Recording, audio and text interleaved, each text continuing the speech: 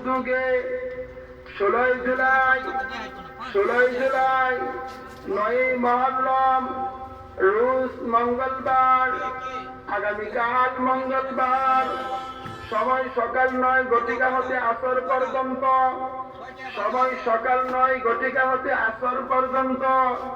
দ্বিতীয় বার্ষিক ইসলামী মহাসম্মেলন, স্থান জামিয়া নিজামিয়া ভাতগাঁও ঈদগাহ ময়দান, জিও3 স্কুল অ্যান্ড কলেজ সংলগ্ন। উক্ত মাহফিলে সভাপতিত্ব করিবেন হযরতুল আল্লাম হযরত মাওলানা রহমাতুল্লাহ সাহেব, প্রতিষ্ঠাতা মহাপরিচালক আবু হুরায়রা মাদ্রাসা রশিদাবাদ কিশোরগঞ্জ।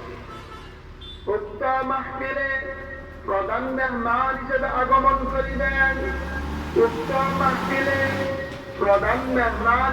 আগমন করিবেন আন্তর্জাতিক খ্যাতি